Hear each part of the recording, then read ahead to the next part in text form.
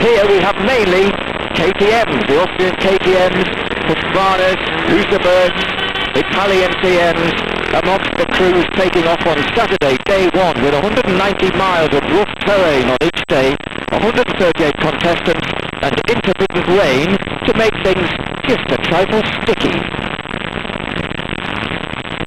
One challenge of many, a mud hole like this.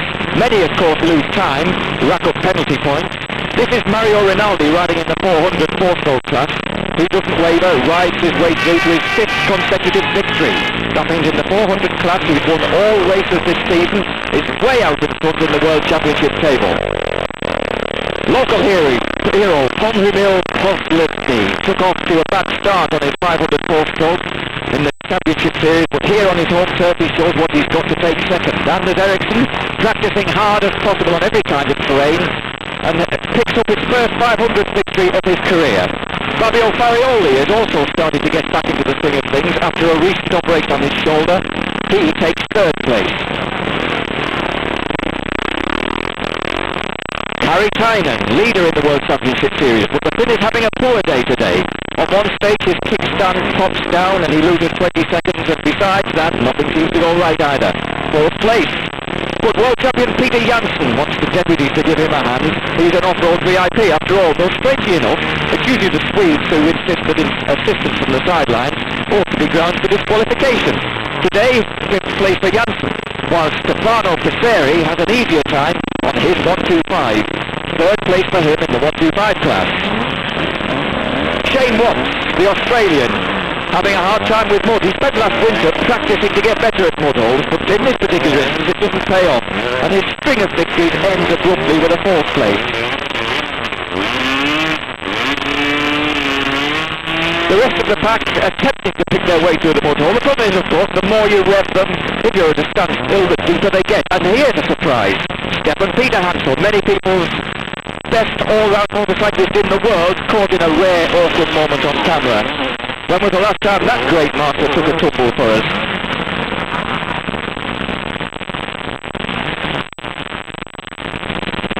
And indeed we catch another undignified moment for Stephane Peterhansel, the famous Frenchman. Today, however, despite his falls, he takes his second victory in the 250 class.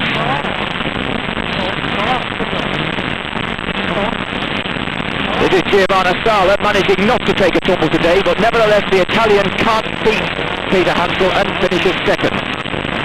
Elsewhere there's a heated battle on. Fausto Scavolo, who ends up winning, meets up with Passeri here in a somewhat dignified moment.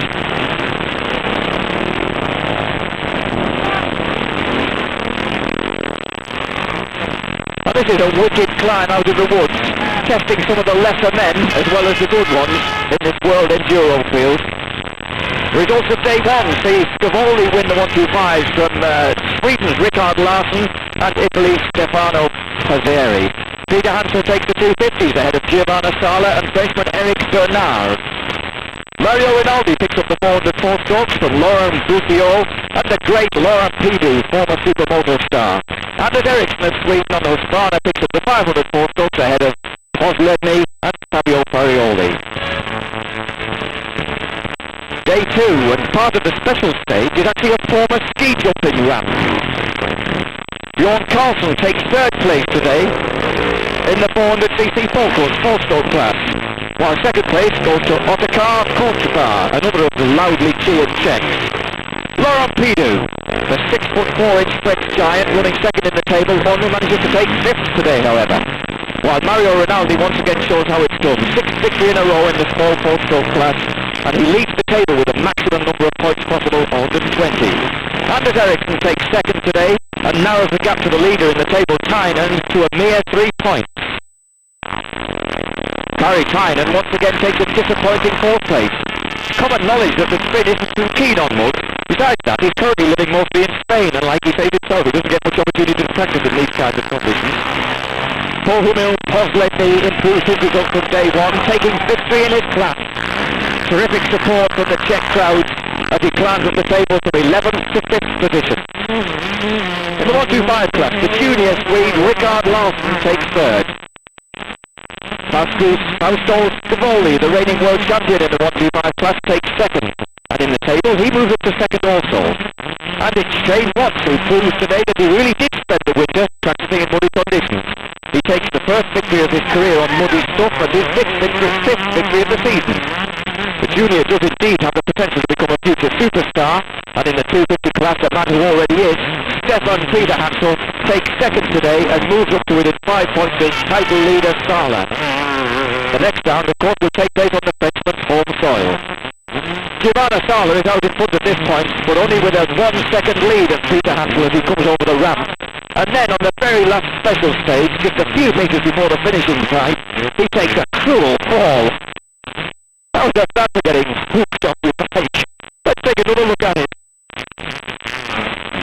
And that's what happens when you jump just a bit too high and a bit too far when there are overhanging trees. Absolutely, instantly fetched off his bike, and Sala lost it to Peterhansel at that moment. Petteri Silvan also profits with his first victory. That's all for round 3 of the World Championships in the Czech Republic.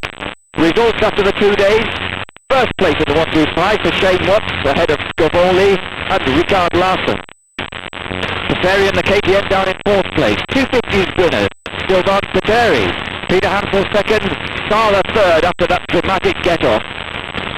The 400 4-strokes, a win for Mario Rinaldi. Otakar Kotrba of Czechia second on the Husqvarna. Bjarne Carlsson third on the Husaberg. Posledni wins the 500, the big boy 4-strokes, ahead of Ericsson and Katrina. A v náročných terénech slaví úspěch i naše barvy.